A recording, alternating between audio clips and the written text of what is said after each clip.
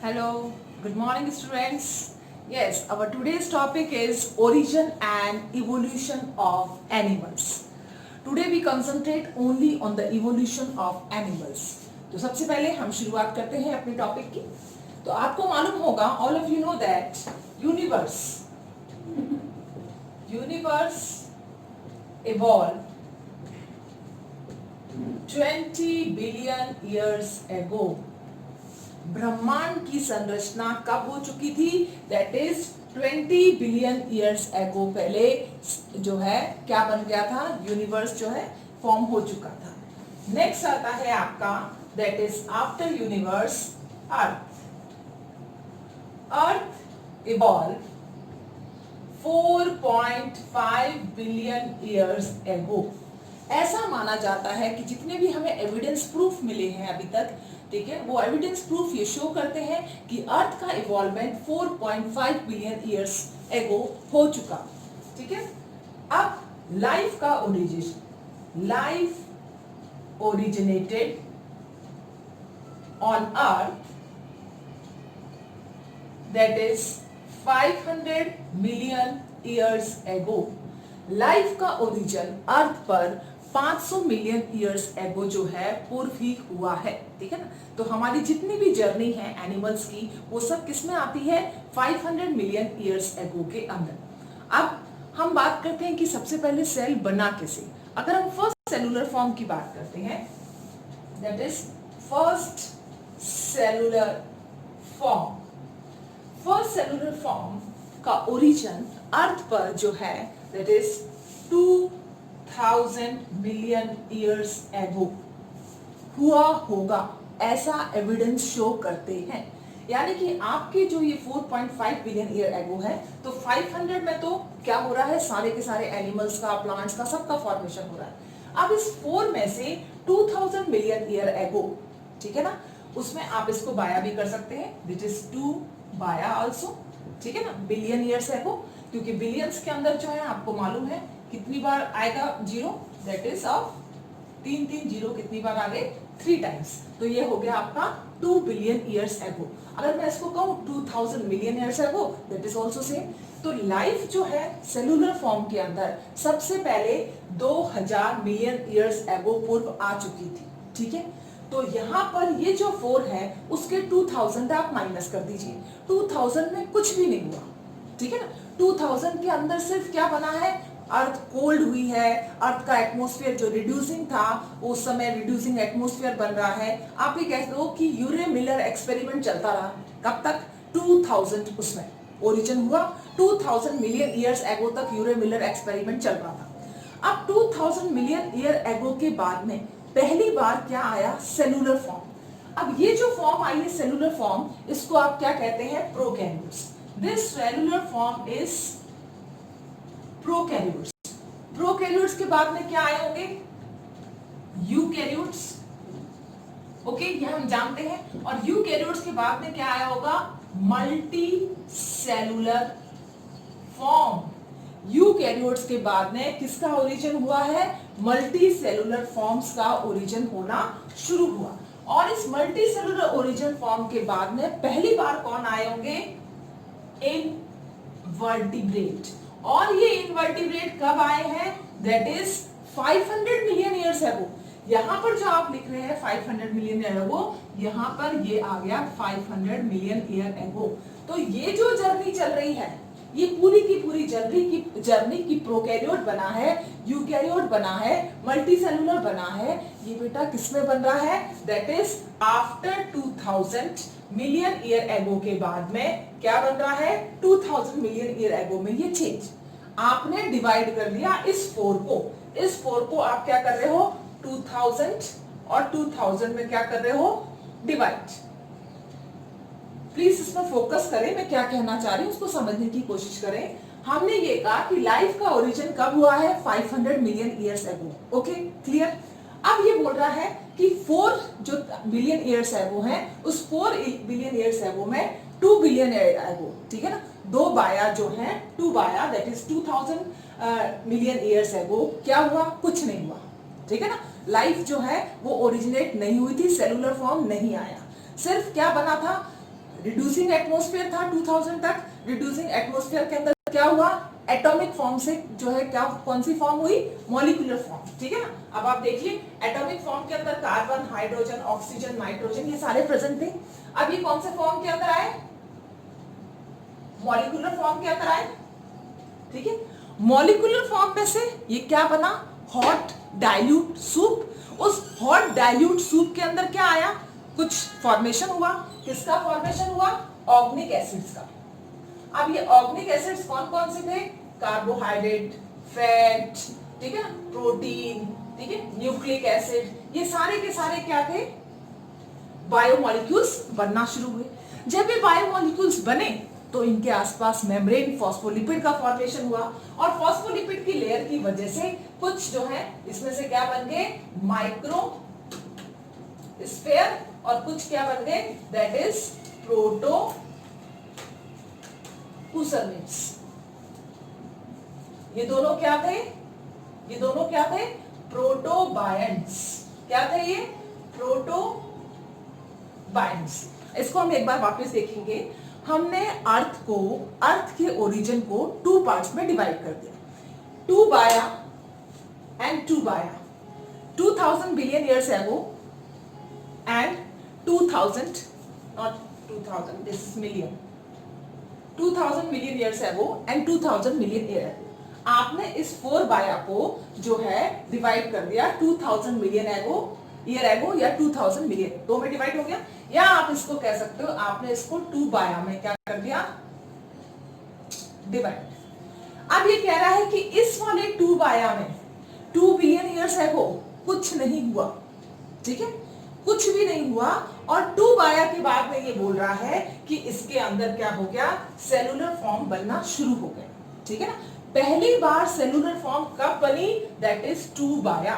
तो पहले वाले जो 2000 बिलियन ईयर्स एगो थे, सॉरी 2000 मिलियन ईयर्स एगो थे, उसके अंदर क्या हो रहा था, उसके अंदर कार्बन, हाइड्रोजन, नाइट्रोजन जो कि एटॉमिक स्टेज में थे वो मॉलिक्यूलर स्टेज के अंदर कन्वर्ट हुए। मॉलिक्यूलर स्टेज से किसमें कन्वर्ट हुए, ऑर्गेनिक एसिड्स के अंदर, बायोमोलिक्यूल्स के अंदर। ये बायोमोलिक्यूल्स ने क्या करा, अपने आप के आसपास जो है सपोज करो डीएनए आ गया, आरएनए आ गया, ठीक है ना, इस तरह से एक छोटा सा स्ट्रक्चर बनाया स्फीयर लाइक। उस स्ट्रक्चर को आपने क्या कहा था, कुसरवेट्स। कुसरवेट के ऊपर जब एक मेम्ब्रेन बनना शुरू हो गई फॉस्फोलिपिड की, आपने उसको क्या कहा, माइक्रोस्फीयर। तो एक सेल जैसा ऑर्गेनाइजेशन बना। उस सेलुलर ऑर्गेनाइजेशन बनने में कितना टाइम लग गया, दैट इज 2000 मिलियन ईयर्स एगो। क्लियर। तो अब हम ये कह सकते हैं कि हमारी अर्थ का ओरिजिन कब हुआ, 4.5 बिलियन ईयर्स एगो, और लाइफ जो बनी है वो कब बनी है, 500 मिलियन ईयर्स एगो। अगर मैं इस 4 को 2 पार्ट में डिवाइड कर दूं, 2 बाया 2 बिलियन ईयर्स एगो और 2 बिलियन ईयर्स एगो, तो पहले वाले 2 बिलियन ईयर्स एगो को आप छोड़ दो। उसके अंदर जो है ऐसी स्टेजेस चली जो आपको नजर नहीं आई, ठीक है ना। उसमें क्या क्या चला, उस वाली स्टेज के अंदर हम देखेंगे कार्बन, हाइड्रोजन, ऑक्सीजन, नाइट्रोजन जैसी एटॉमिक स्टेज, फिर मॉलिक्यूल जैसी स्टेज, अमोनिया और मीथेन जैसी। उसके बाद में बायोमोलिक्यूल्स बने, protein, carbohydrate, fats, nucleic acid. फिर उसके बाद में उनके एग्रीगेशन से फूसरवेट बने, दैट इज द प्रोटोबायंट। फिर उनके एग्रीगेशन से क्या हो रहा है, एक मेम्ब्रेन का स्ट्रक्चर बन रहा है, that is known as microsphere. ये सारी चीजें, ये प्रोसेस कब हुए, that is 2 billion years ago. Okay, cellular form आ गया और उस सेलुलर फॉर्म से क्या बना, प्रोकैरियोट। क्लियर है ये बात। उस सेलुलर फॉर्म से क्या बना, प्रोकैरियोट्स। और इस प्रोकैरियोट जो थे उन्होंने कुछ अपने आप को अंदर एंगल्फ करा, जैसे कि माइटोकॉन्ड्रिया, जैसे कि क्लोरोप्लास्ट, जब उनको एंगल्फ करा, chemo osmosis, chemo osmotic theory जो हमें बताती है इस बारे में, किससे बने हैं, कीमो ऑस्मोटिक थ्योरी, जो ये बताती है कि जब बहुत सारे प्रोकैरियोट्स बन गए तो वो प्रोकैरियोट्स आपस में एक दूसरे को एंगल्फ करने लगे। जब उन्होंने एंगल्फ करा तब यूकैरियोटिक लाइक स्ट्रक्चर नेचर के अंदर आया, यूकैरियोट्स बनना शुरू हो गए। यूकैरियोट से क्या हुआ, धीरे धीरे मल्टीसेलुलर फॉर्म्स जो हैं वो बने। पहला इन्वर्टिब्रेट, फर्स्ट इन्वर्टिब्रेट नेचर के अंदर कब देखा गया, दैट इज 500 मिलियन ईयर्स एगो। प्लीज रिमेंबर, फर्स्ट इनवर्टिब्रेट इस धरती पर कब देखा गया, जिसके फॉसिल्स हमें मिले। ये सब चीजें हम किसके प्रूफ पे कह रहे हैं, ये हम कह रहे हैं हमारे पास में ऐसे फॉसिल्स एविडेंस है, हमारे पास में कार्बन रेडियो डेटिंग के थ्रू जो इतनी सारी जो है इंफॉर्मेशन मिली है कि इस तरह से रहा होगा। इलेक्ट्रॉन स्पिन रेजोनेंस जैसी टेक्निक के थ्रू हमें पता चला है कि इस तरह का स्ट्रक्चर पहले रहा होगा। ठीक है ना, तो बहुत सारी टेक्निक्स हैं जिसके अंदर आप रेडियो कार्बन डेटिंग पढ़ते हो आप, ठीक है ना, दैट इज C14। उसके बाद में हम लेते हैं electron spin ESR, spin resonance. इन टेक्निक के थ्रू हमें पता चला है कि ये सारी इंफॉर्मेशन जो है हुई होगी कहां पर, अर्थ के अंदर। पहला इन्वर्टिब्रेट बन के कब आया, 500 मिलियन ईयर एगो पहले इन्वर्टिब्रेट बन गया। ठीक है ना, अब 500 मिलियन ईयर एगो इन्वर्टिब्रेट बना, इसके बाद में क्या बनेंगे, वर्टिब्रेट्स। ऑब्वियसली जितने भी इन्वर्टिब्रेट हैं, चाहे वो पॉलीफेरा हो, प्रोटो क्या कहते हैं ये, Coelenterata, Ctenophora, प्लेटीहेल्मिन्थिस, एस्केलहेल्मिन्थिस, Annelida, arthropoda, Mollusca, ये सारे के सारे कब बन रहे हैं, इस वाले पीरियड के अंदर 500 मिलियन ईयर एगो। उसके जस्ट बाद में आपकी एनसीईआरटी क्या कहती है, आपकी एनसीईआरटी कहती है कि 320 मिलियन ईयर एगो, ठीक है ना, 500 मिलियन ईयर एगो के बाद में वो बात करती है 320 मिलियन ईयर एगो हमें क्या मिले, हमें सीवीड्स मिले। ठीक है ना, खरपतवार जो कहां पर उगते हैं, समुद्र के अंदर। तो सीवीड के हैं फॉसिल्स हमें मिले हैं जो ये शो करते हैं कि उस समय प्लांट का ओरिजिन भी हो चुका था, क्योंकि वीड्स का फॉर्मेशन हो चुका है। तो 320 मिलियन ईयर्स एगो हमें क्या मिले हैं, सी वीड्स के क्या मिले हैं, फॉसिल्स मिले हैं। ठीक है ना, तो ये प्लीज ध्यान रखें, इसमें सी वीड्स के फॉसिल्स आपको मिलेंगे। उसके बाद में आप वापस आ जाइए, दैट इज 350 जो है, उसको मैं रब करती हूँ यहां से, 350 मिलियन ईयर एगो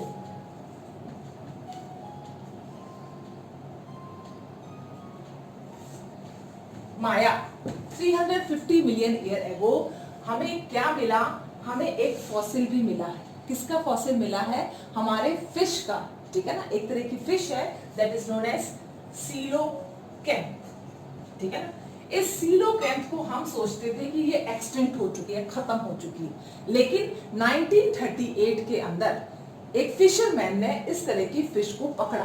कब पकड़ा, 1938 सीलोकैंथ फिश अभी भी नेचर के अंदर है, जिसको हम पहले ये मानते थे कि ये एक्सटिंक्ट हो चुकी है, ये लुप्त हो चुकी है। ये जो फिश है ये अलग बहुत डिफरेंट टाइप की फिश है। आप ये देखिए, फॉर एग्जांपल मैं इसको रब करती हूँ तब हम इसको अच्छे तरह से कर पाएंगे। ये फिश कैसी है, ये फिश होती है लोब्ड फिश, लोब्ड फिन जिसके अंदर पाए जाते हैं। इसके फिन्स जो थे वो बहुत ही स्टाउट थे। ठीक है ना, मतलब आप हम एक होती है थूथन जिसका स्टाउट, वो मुंह में होती है। ठीक है, इनके अंदर जो फिन्स थे, जैसे सपोज करो ये है आपकी सीलियोकैंथ। ठीक है ना, ये सीलियोकैंथ बेसिकली है क्या, bony fish. This is what, bony fish. अब ये जो बोनी फिश है, इसके अंदर आप फिन्स देखिए, ये इसकी आईज आ गई। ठीक है ना, इसके फिन्स कैसे थे, इस तरह से बड़े बड़े फिन्स थे, लोब्ड। ठीक है ना, ये दिख रहा है आपको, ये लोब्ड होते थे। ठीक है, इसको आप कह सकते हो स्टाउट,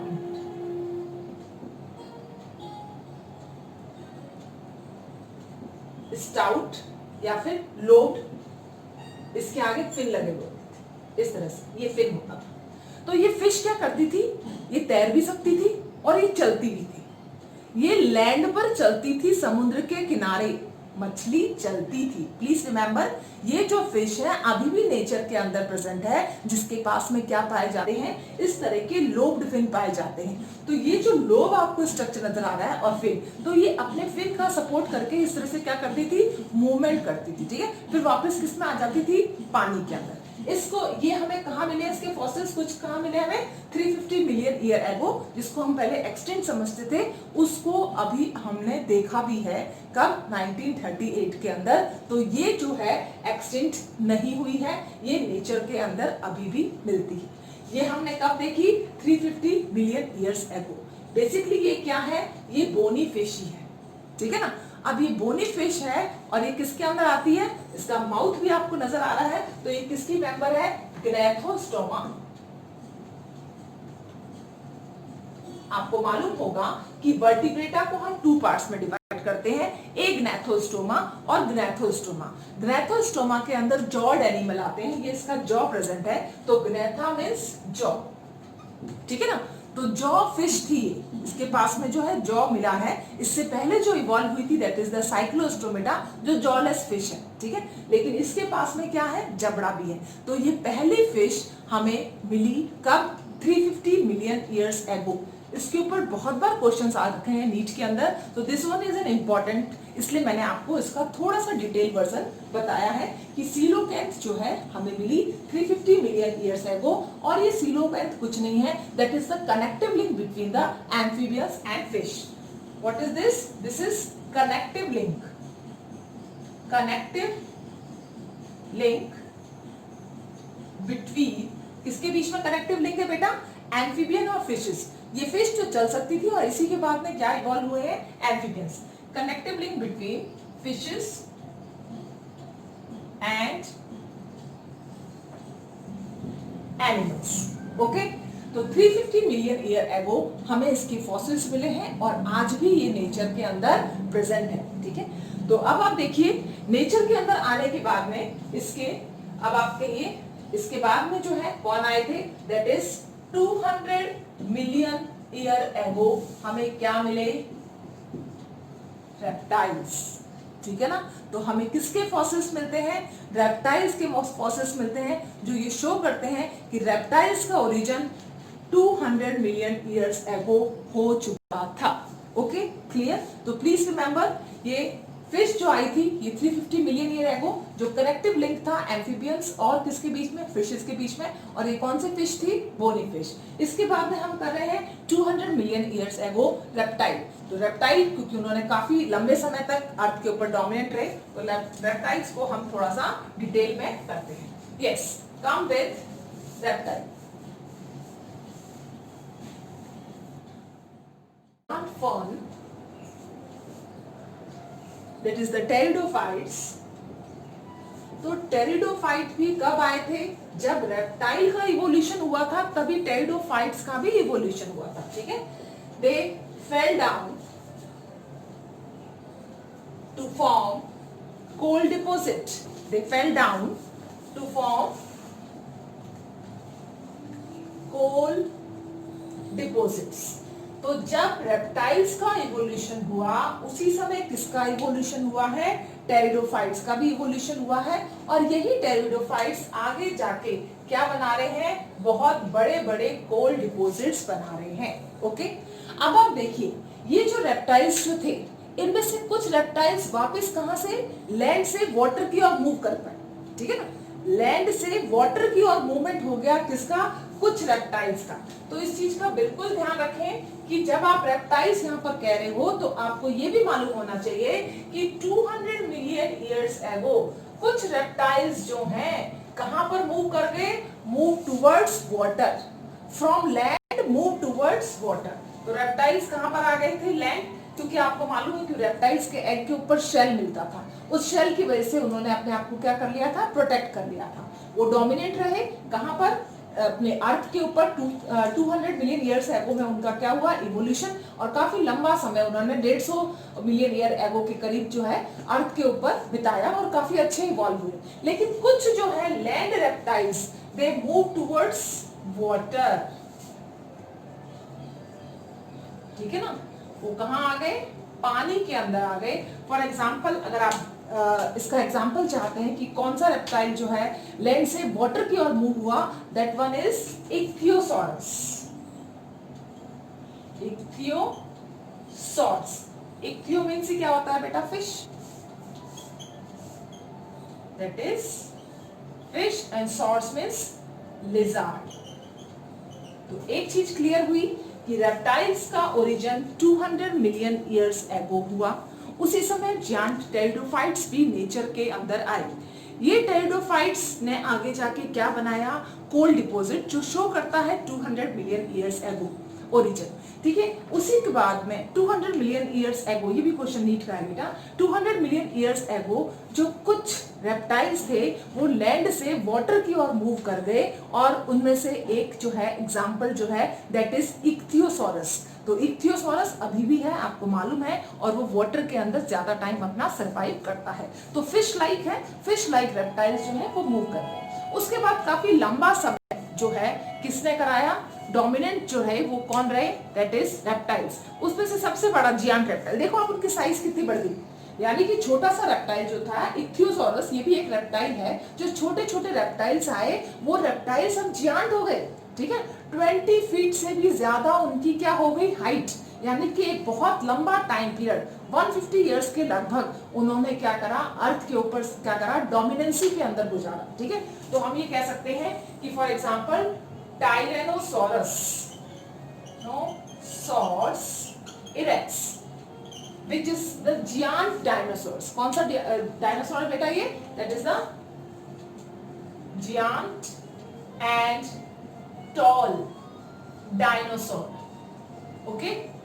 आप ये कह सकते हो कि कम से कम इसकी हाइट जो है वो कितनी है, that is 20 फीट, ठीक है ना। तो 20 फीट से भी ज्यादा ऊंचा ये वाला डायनासोरस मोस्टली आपको मिलेंगे अर्जेंटीना वाले रीजन के अंदर, काफी जो है फॉसिल्स हमें मिले हैं, और इनका जो माउथ है उसमें डेगर लाइक टीथ, इतने बड़े जो है टीथ जो है प्रेजेंट है, माउथ हैव डेगर लाइक, बड़ी बड़ी आरा मशीन जैसे स्ट्रक्चर नहीं होता, that dagger like teeth, dagger like teeth. ये शो क्या कर रहा है कि एक लंबा समय डोमिनेंसी रही किसकी, रेप्टाइल्स की, स्पेशली किसकी, डायनासोर्स की। तो ये क्रिएचर आया सडनली 65 मिलियन ईयर्स एगो, एकदम से क्या होता है, 65 मिलियन ईयर्स एगो डायनासोर्स जो हैं क्या हो रहे हैं, एक्सटिंक्ट हो गए, ठीक है। अभी क्यों हुआ इसको अपन डिस्कस करेंगे। 65 million year ago dinosaurs start extinction। तो भाई ऐसा क्या हुआ 65 मिलियन ईयर्स एगो, जो सबसे ज्यादा डोमिनेंसी शो कर रहे थे अर्थ के ऊपर, एकदम से विलुप्त होना शुरू हो गए। ये कहाँ गए, क्यों गए, कैसे गए, इसके बारे में बहुत सारे व्यूज हैं, लेकिन जो दो व्यूज जो हैं वो सबसे इंपॉर्टेंट व्यू ये है कि क्लाइमेट का चेंज हुआ, suddenly there is a change in the climate, okay. First reason is change in the climate. Reason behind, reason अगर आपसे पूछा जाता है तो आपको याद रखना है कि first reason, first change in climate. तो भाई बताओ एकदम से क्लाइमेट कैसे चेंज हो जाएगा, अभी हम यहाँ पर रह रहे हैं, अब ये एकदम से आप कह रहे हो कि क्लाइमेट चेंज हो गया। एकदम से क्लाइमेट तभी चेंज हो सकता है कि कोई मीटियोराइट बाहर से आया और वो टकराया अर्थ के साथ में, ठीक है ना। उस मीटियोराइट के टकराने से जो मतलब कहते हैं ना कि एकदम से एनवायरनमेंट के अंदर जो रेडिएशंस निकले, ऐश जो निकली, ठीक है, उस रेडिएशंस में जो गैसेस थी, एटमॉस्फेयर के अंदर जो गैसेस थी, पॉइजनस हार्मफुल गैसेस और रेडिएशंस, वो इतने स्ट्रॉन्ग थे कि उन्होंने डोमिनेंट डायनासोर्स को वहां से क्या कर दिया, खत्म कर दिया। Please remember, change in the climate due to meteorite, ठीक है ना, ड्यू टू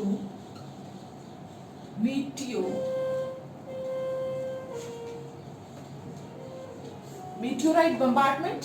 आप इसको वोल्केनिक इरप्शंस भी उस समय बहुत ज्यादा हुए थे तो आप वो भी ले सकते हो। मीटियोराइट बम्बार्डमेंट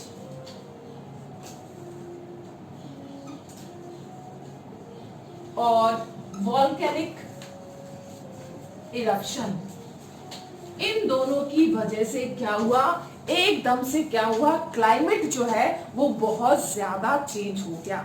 इतना चेंज हुआ रेडिएशंस की वजह से, स्ट्रॉन्ग रेडिएशंस निकले, हार्मफुल रेडिएशंस निकले, हार्मफुल रेस निकली, उन्होंने क्या करा, एक्सटिंक्शन कर दिया किसका, डायनासोर्स का। क्लियर। अब आप देखिए ये हुआ, इसके बाद में क्या हो रहा है, ये तो चलो एक्सटिंक्ट हुए, लेकिन ये भी कहा जाता है कि रेप्टाइल्स जो है वो कौन सी फॉर्म के अंदर चेंज हो गए, they evolve into the next group that is known as the bird. They change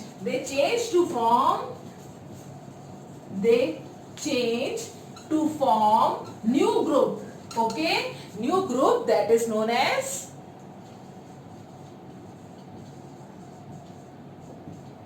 birds. Clear? तो ये भी कहा जाता है कि बर्ड्स के फॉर्म के अंदर वो क्या हो गए, चेंज। तो पहला रीजन आया मीटियोराइट, और आपको ये मालूम भी होना चाहिए कि उस समय जो है कौन सा मीटियोराइट जो है वो प्रेजेंट था, दैट इज अपन इसको कह सकते हैं, यहां पर मैं लिख देती हूं, चीक,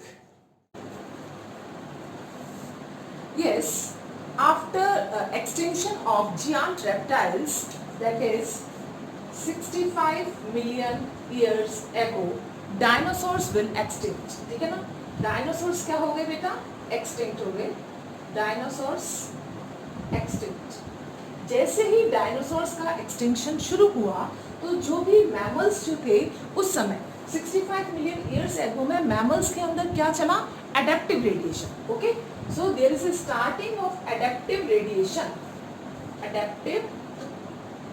रेडिएशन ऑफ किसका, मैमल्स का। और जो मैमल्स जो है स्पेशली कैसे मैमल्स, जो बहुत ही छोटी साइज के थे, मोर लाइक, श्रू लाइक, उनका इवॉल्वमेंट शुरू हो गया।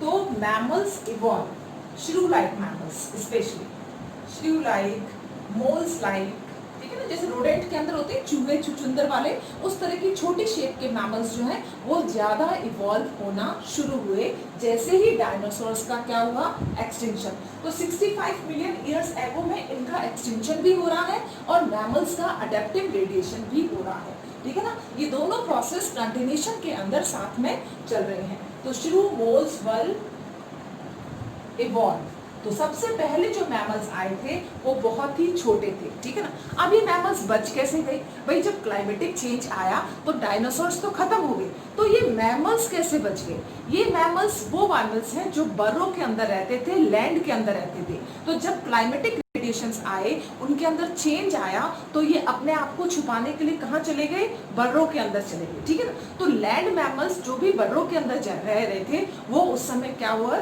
इवॉल्व होना शुरू हुए। इसलिए हम कहते हैं कि श्रू लाइक मैमल्स जो है वो सबसे पहले क्या है, आए। और उसके बाद धीरे धीरे जैसे जैसे एनवायरमेंट सही होने लगा, क्योंकि डायनासोर सारे खत्म हो चुके हैं, तो पहली बार मैमल्स को लगा कि yes they were the dominating animals, ठीक है ना, वो कर सकते हैं, डोमिनेट हो सकते हैं, तो और ज्यादा उनका एडेप्टिव रेडिएशन होना शुरू हुआ।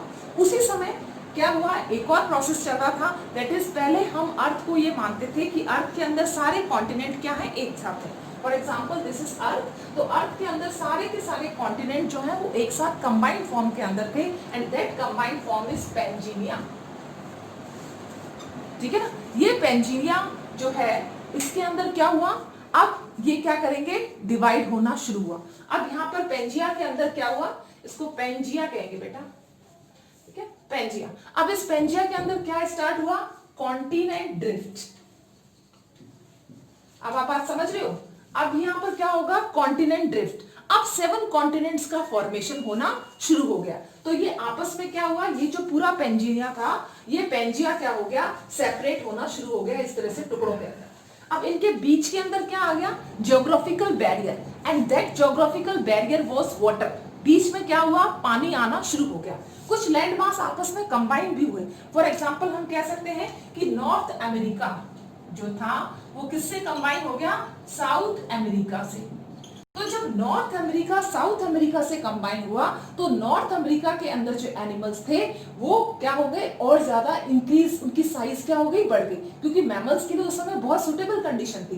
तो साउथ अमेरिका और नॉर्थ अमेरिका दोनों कंबाइन हुए, और कंबाइन होने के बाद में हमें जियांट मैमल्स का क्या मिला है, वहां पर बहुत ज्यादा लार्ज नंबर के अंदर आपको वो एनिमल्स मिलेंगे। कौन से, जियांट। बियर का फॉर्मेशन हुआ, हिप्पोपोटामस का फॉर्मेशन हुआ। तो जितने भी लार्ज साइज एनिमल थे वो आपको इन दोनों रीजन के अंदर, स्पेशली नॉर्थ अमेरिका वाला जो रीजन है उसमें आपको क्या मिल रहे हैं, large size mammals. Okay, clear. तो लार्ज साइज मैमल्स का जो है क्या हुआ, इवॉल्वमेंट हुआ। ओके, एक तो ये काम हुआ। कि छोटे एनिमल्स थे, अब वो बड़े हो गए due to the combining of the North America and the South America.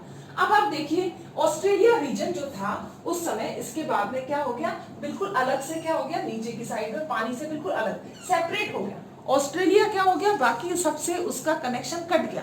तो कॉन्टिनेंटल ड्रिफ्ट के बाद में ऑस्ट्रेलिया जो कि एक सेपरेट सा कॉन्टिनेंट बन के रह गया, उसके अंदर मार्सुपियल्स को बहुत अच्छा मौका मिला कि वो अपने आप को क्या कर पाए, ज्यादा ग्रोथ कर पाए। और उनकी सबसे ज्यादा सक्सेसफुल क्या मिली है, एडेप्टिव रेडिएशंस। जितने भी फॉसिल्स मिले और आज हम जो भी देखते हैं वहां पर एनिमल्स, जो स्पेशली मार्सुपियल्स की जब हम बात करते हैं, तो सबसे ज्यादा मार्सुपियल्स और सब ग्रोथ ही ओनली बस आपको कौन से रीजन के अंदर मिलेगी, दैट इज इन ऑस्ट्रेलिया। तो एडेप्टिव रेडिएशन जो है मार्सुपियल्स का कहां पर हुआ है, marsupials that is in Australian region. तो एडेप्टिव रेडिएशन सबसे अच्छा ग्रोथ कर पाया किसकी वजह से, कॉन्टिनेंटल ड्रिफ्ट की वजह से, क्योंकि ऑस्ट्रेलिया जो है कॉन्टिनेंट ड्रिफ्ट की वजह से अलग हो गया, सेपरेट हो गया। मार्सुपियल्स के साथ में किसी का कंपटीशन नहीं हुआ। जब किसी का कंपटीशन नहीं होगा तो उनको अच्छी तरह से वो फलेंगे फूलेंगे, और वो चीज आपको आज भी देखने को मिलती है। तो इस तरह से मैमल्स धीरे धीरे क्या होने लग गए, इवॉल्व होने लग गए आफ्टर 65 मिलियन ईयर्स एगो। और हम ये देखते हैं कि ह्यूमन बीइंग का इवोल्यूशन भी कब हुआ है, स्टार्ट 15 मिलियन ईयर्स एगो। 15 मिलियन ईयर्स एगो ड्रायोपिथेकस इस धरती पर आए, और उनसे ही, उन्हीं एप लाइक मैन से हमारा क्या हुआ है, इवोल्यूशन। ओके, सो 65 मिलियन ईयर्स के बाद में आप डायरेक्टली किसके अंदर आ सकते हैं, 15 मिलियन ईयर्स एगो किसका इवोल्यूशन हो रहा है, that is Dryopithecus and that is Ramapithecus.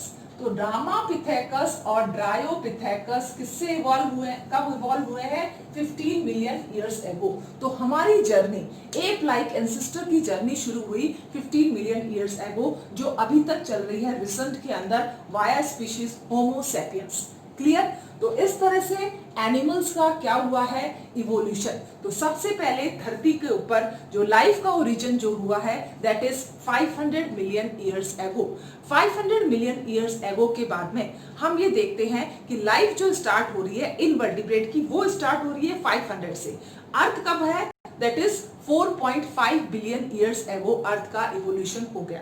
Okay, 4.5 billion years एगो में जो 4 बिलियंस हैं उसको हमने 2 पार्ट्स में डिवाइड कर दिया। एक 2 बिलियन ईयर्स एगो और दूसरा 2 बिलियन ईयर्स एगो। तो पहले 2 बिलियन ईयर्स एगो को आप भूल जाइए।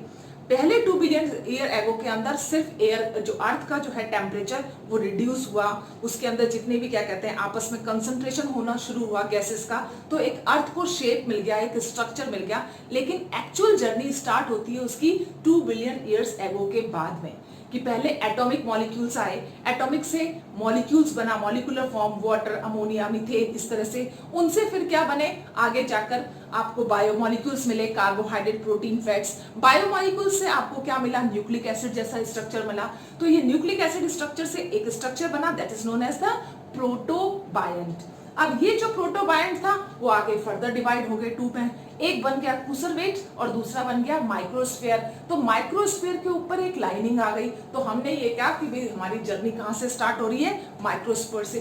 पहला प्रोकैरियोट कब आया इस धरती पर, दैट इज 2 बिलियन ईयर्स एगो और 2000 मिलियन ईयर्स एगो। तो फर्स्ट जो है आपका प्रोकैरियोट कब आ जाता है, अर्थ के ऊपर ये क्वेश्चन आया हुआ है नीट के अंदर बेटा, that is 2000 million year ago, और आप उसको 2 बाया भी बिलियन ईयर एगो भी कह सकते हैं। ओके, उसके बाद में क्या हो रहा है, लगातार कंटिन्यूएशन के अंदर ये प्रोसेस चला। 500 मिलियन ईयर्स एगो इनवर्टिब्रेट्स धरती पर आ गए, ठीक है ना। उसके बाद में 350 में हमें मिलियन ईयर्स एगो हमें क्या मिला, फिश के फॉसिल्स मिले। कौन सी फिश के fossils, that is known as the coelacanth, जो कि कैसी थी, लोब्ड फिन। अब वो फॉसिल्स के फॉर्म में, अब हमें रियल लाइफ के अंदर भी 1938 में हमें क्या मिले हैं, वो फिश वापस मिली है, लोब्ड फिन अभी मिली है 1938, ज्यादा पुराना टाइम नहीं है। हमने खुद ने पहले जिस स्पीशीज को एक्सटिंक्ट मान चुके थे नेचर के अंदर, आपको वापस वो फिश देखने को मिली। वो क्या था, connective link between the amphibians and reptiles. Reptiles कब आए इस धरती पर, 200 मिलियन ईयर्स एगो। बहुत लंबा राज करा इन्होंने, 150 मिलियन ईयर एगो तक ये डोमिनेंट रहे। 65 मिलियन ईयर एगो एकदम से डायनासोर जो हैं एक्सटिंक्ट होना शुरू हो गए। तो बड़े साइज के सारे रेप्टाइल्स खत्म, छोटी छोटी रेप्टाइल्स जो साइज के रह गए थे, जो बच गए, जिनके पास में रेजिस्टेंट जीन थी, नेचर ने जिसको सेलेक्ट करा, वो आगे प्रमोट हुए। जब एडेप्टिव रेडिएशन किसका शुरू हो गया? मैमल्स का भी शुरू हो गया। और मैमल्स जो है इस धरती पर धीरे धीरे इवॉल्व होते रहे। कॉन्टिनेंटल ड्रिफ्ट से मैमल्स का डिस्ट्रीब्यूशन वाइड रेंज में हुआ। सबसे इंपॉर्टेंट फैक्टर जो अफेक्ट करता है मैमल्स की डिस्ट्रीब्यूशन को, that is the continental drift. इसके थ्रू हमें मालूम पड़ता है कि कौन कौन से मैमल्स कौन कौन से कॉन्टिनेंट के अंदर जो है, जैसे लार्ज मैमल्स आपको नॉर्थ अमेरिका के अंदर मिले, मार्सुपियल्स आपको कहाँ मिले? ऑस्ट्रेलियन रीजन के अंदर मिले।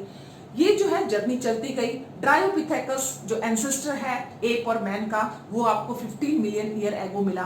और ह्यूमन इवोल्यूशन के अंदर आपने ह्यूमन का इवोल्यूशन कैसे हुआ वो पढ़ा। तो आज अपना टॉपिक कंप्लीट होता है इवोल्यूशन ऑफ एनिमल्स, कि एनिमल्स का इवोल्यूशन और ओरिजिन कैसे हुआ। ओके बेटा, आई होप सो कि आप लोगों को अच्छी तरह से समझ में आ गया होगा। दिस वन इज इंपॉर्टेंट और बहुत सारे ऑब्जेक्टिव जो है इसमें से आते हैं। ओके बेटा, थैंक यू।